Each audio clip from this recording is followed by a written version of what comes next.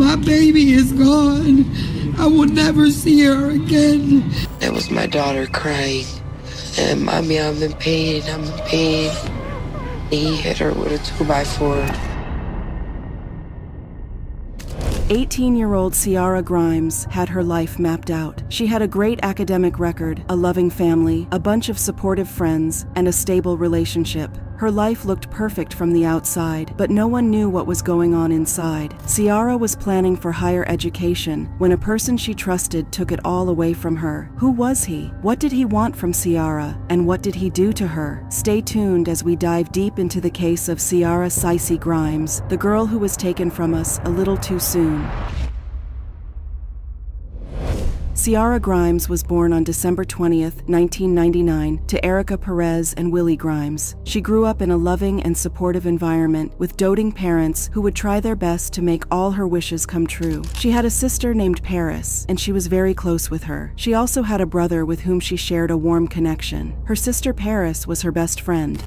We had so many good times, me, her sister, and her brother.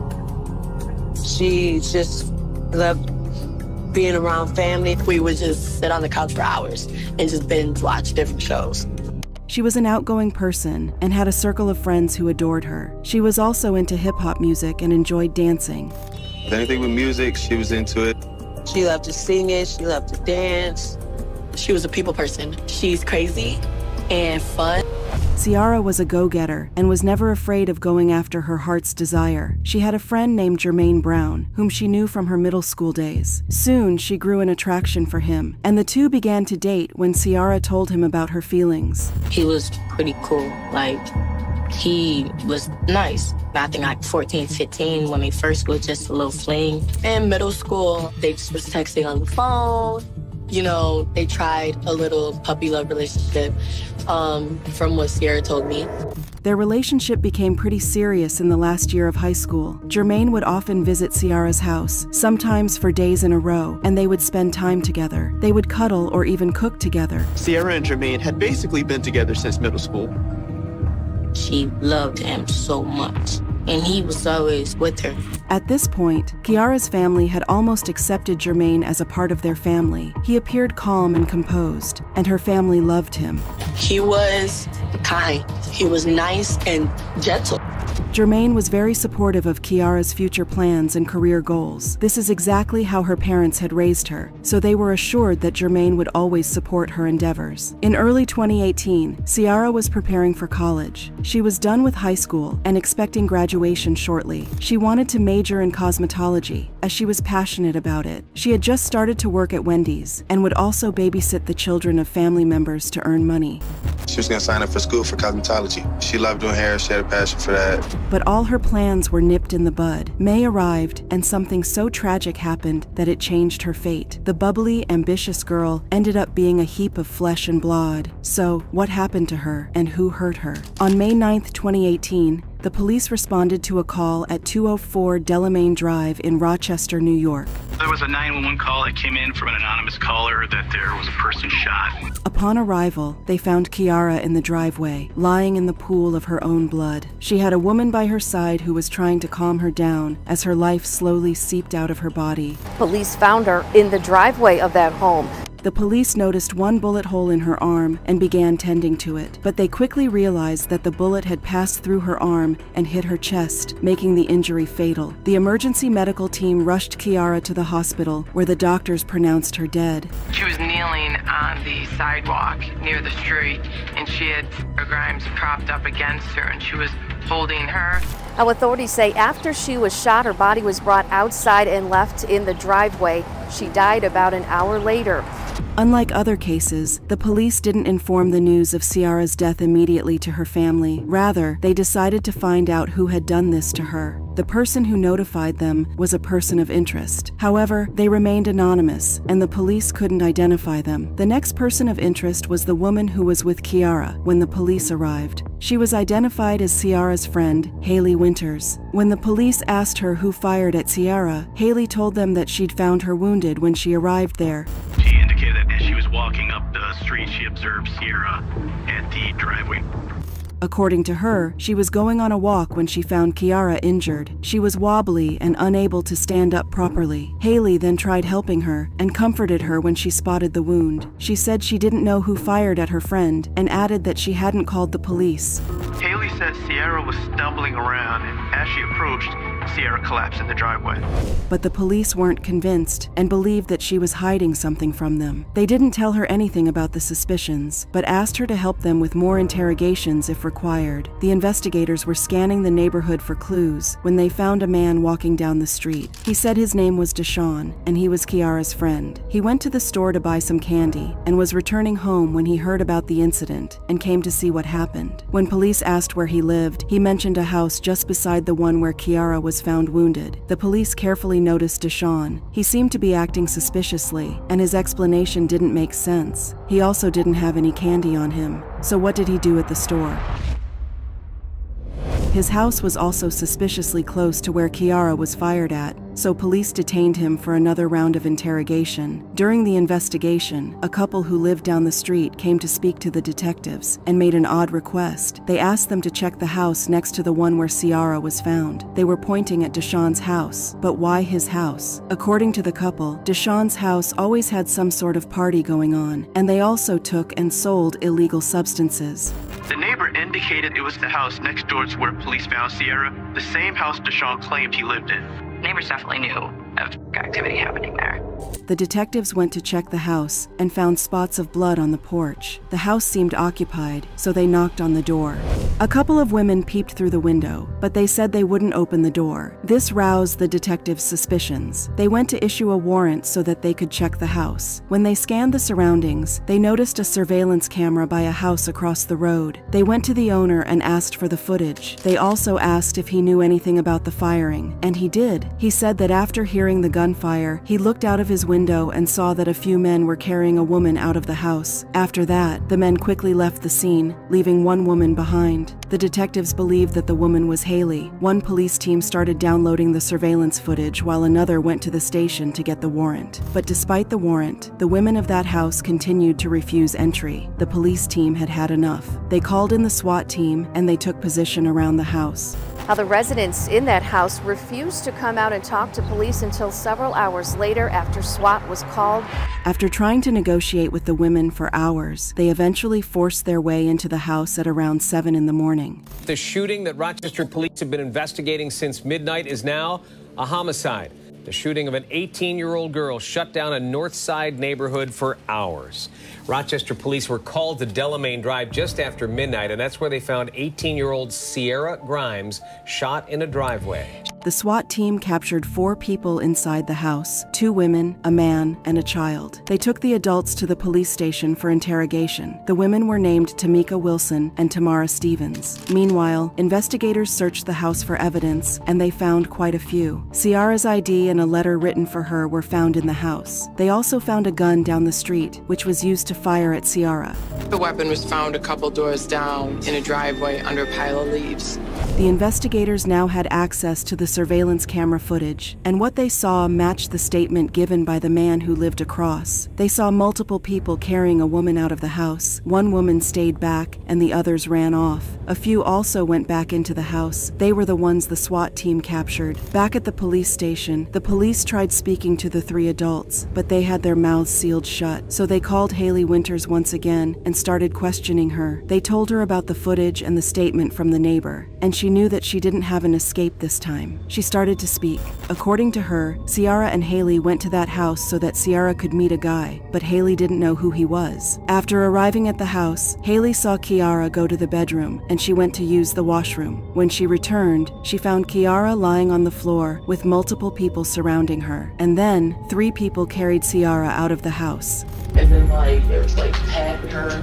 However, there was a discrepancy in her statement. She mentioned 3 people, but the video showed a 4th man. It was evident that she was trying to protect the 4th person, but the police didn't know who he was, how he was related to Haley, and why she was trying to hide his name. Now that they had made significant progress with the investigation, the police informed Ciara's family of her death. As expected, they were devastated and shocked upon hearing the news, but they were also angry because they weren't informed about it earlier. earlier. When the police asked if they had a suspect in mind, Ciara's family pointed fingers at her boyfriend Jermaine Brown. They claimed that he had issues with substance abuse and that the police also knew him well because he was also a seller. They also claimed that Jermaine had very recently started abusing Ciara. After Ciara told her family about her boyfriend's misconduct, they reportedly told her to leave the relationship, but their daughter refused to do so. She loved Jermaine and couldn't think of a life without him, so she continued to tolerate the abuse. But despite that, her family managed to convince her to get a protection order against Jermaine. This time, Ciara agreed. After going through the legal procedures, Ciara was able to obtain the order on May 3, 2018, and only 6 days later, the unthinkable happened.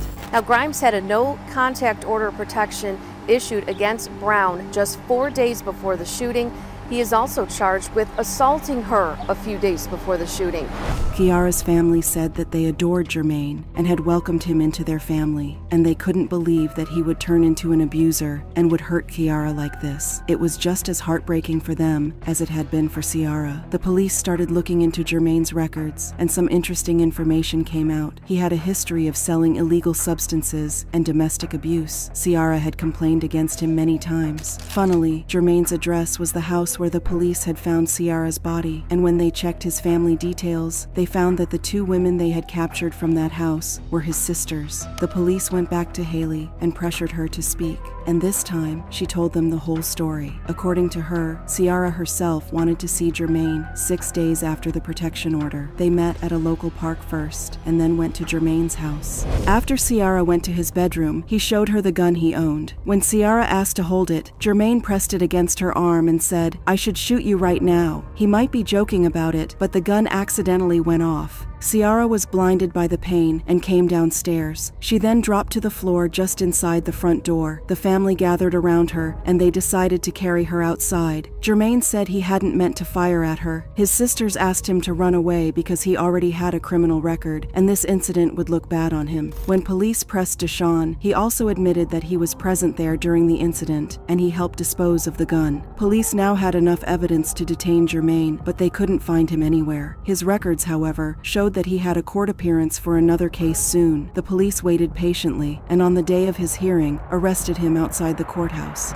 Ironically, he was wearing a t-shirt that had his picture on one side and Ciara's picture on the other side with the words "Heart Forever" written on it. Whether he did it willingly to gain sympathy couldn't be established. The police brought him in for interrogation and asked about the incident, but just like his sisters, Jermaine refused to talk at first. He was eventually charged with second-degree manslaughter, second-degree criminal possession of a weapon, and aggravated criminal contempt, all felonies, and the death of Ciara Grimes. The 17-year-old Jermaine Brown is now facing a charge of second-degree manslaughter, felony aggravated criminal contempt, and criminal possession of a weapon connected to the death of 18-year-old Ciara Grimes. None of the eyewitnesses were charged. 2 of the people living in that house received misdemeanor charges. Jermaine pleaded not guilty. Prosecutors tried their best to prove that Jermaine had intentionally fired at Ciara, but they couldn't prove it in court. All the eyewitnesses kept claiming that it was an accident. Now, that second-degree manslaughter charge alleges that he was reckless,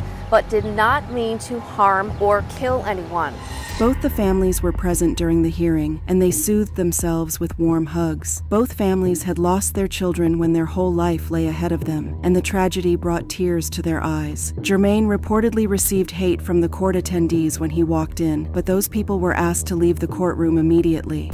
Now, emotions ran high even before court started and after. Tears and hugs from the Grimes family and Brown's family. And once Jermaine Brown entered the courtroom, some people started yelling at him. Deputies had to escort them out. Reporters asked Ciara's mother about the presence of the Brown family at the court and how she felt about it, to which she replied that she respected how they felt and wanted to be left alone with her own feelings. She was grieving, and she wanted others to respect her space. That's their family. I have to respect how they feel, and they gotta respect how I feel. My baby is gone. I will never see her again. I have to move on day by day, you know? Reports present in court showed that Jermaine had fired an entire round in her bedroom, and one of those bullets had hit Ciara and claimed her life. Court paperwork shows he fired 1 round in the bedroom of 204 Delamain Drive, striking Grimes in the arm. It also said that Jermaine had assaulted Ciara only a few days before this incident. The report also included the statement of her family claiming that their relationship was abusive. He is also charged with assaulting her a few days before the shooting.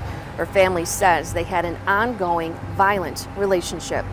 The police put him in jail with the condition of $75,000 cash bail or $100,000 bond. His next hearing was scheduled at Monroe County Court on July 17, 2018. He was waiting for his court appearance, but in the meantime, he engaged in a brawl with an inmate and had additional charges pressed against him. This new incident took place in the Livingston County Jail housing area. That's where he was being held. He attacked the inmate viciously and injured his head. The inmate later had to get stitches. This showed that Jermaine could be violent if he wanted to. Both Jermaine and Ciara's family were waiting for the hearing because that was the path to Ciara's justice, and that was also the determinant of Jermaine's fate. A few days after the incident, Ciara's family held a vigil in her memory. Her family and friends attended it. They carried balloons of different shades of green to show their love and support for Ciara's departed soul. They also prayed for her and recalled fond memories they shared with her.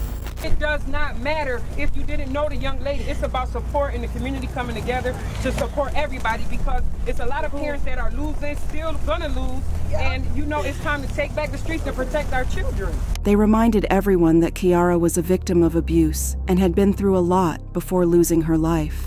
We need to stand together, because you know what? Little do you know, she was going through something, and no one did nothing to stop it. You know what I'm saying? And it took her life. She was a victim of abuse. They then released the balloons in the sky while taking Ciara's name. Bye to my sister, I love you. And forever, you know what I'm saying? Forever. Let it go.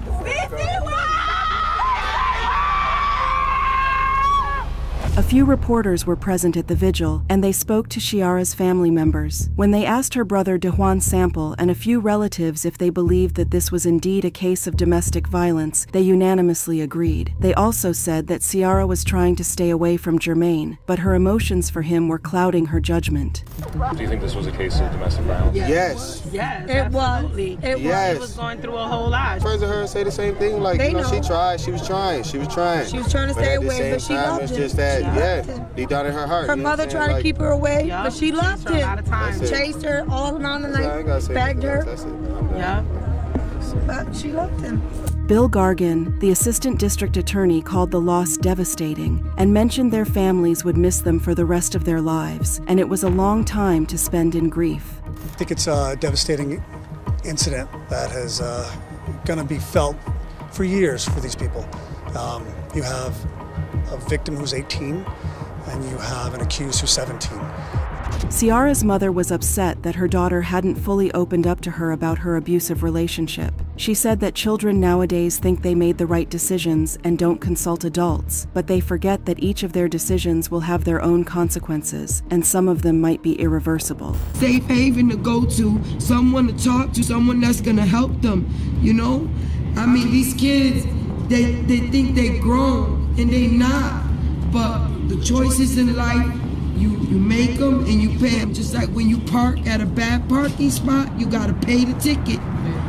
So, what do you think happened after the court hearings? Well, Jermaine Brown pleaded guilty to all the charges and was sentenced to 2 to 6 years in prison. Yes, you heard it right. 2 to 6 years for taking someone's life. Ciara's family was shocked and upset after the verdict and felt like their daughter didn't get justice, but that's the truth they would have to live with. However, after losing their child, they have decided to speak about domestic violence so that more victims can leave abusive relationships when they still have the chance and save their lives. Domestic violence needs to stop.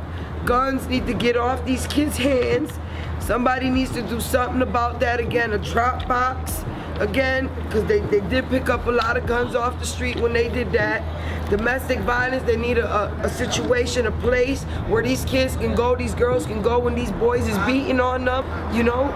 She said that Ciara was extremely embarrassed to talk to her mother about her abusive relationship, and by the time she could muster the courage, it was too late. She stressed that we must educate our children and give them the assurance that they can talk to us, or at least an authority who can help them out of these situations. My daughter was being beat for a long time before we even knew it, you know? And she was embarrassed to come to me. but they need to know that they have a place, a safe haven to go to, someone to talk to, someone that's gonna help them, you know? Ciara didn't get the justice she deserved, and no one really knows if Jermaine had indeed accidentally fired at her and hadn't meant to harm her. But the lesson from this case is very clear. Leave abusive relationships when you have the chance. And even if you feel like contacting that person, talk to a family member before going to meet them, especially if you have a restraining order or protection order issued against them. If you or a dear one is suffering in an abusive relationship, we urge you to seek help immediately. So, what did you think of the case? Do you think Ciara should have spoken to her mother about her abusive relationship sooner? Do you think she should have consulted someone before going to meet Jermaine, even after obtaining the protection order? Let us know in the comments below. Thanks for watching the video. Don't forget to like the video and subscribe to our channel.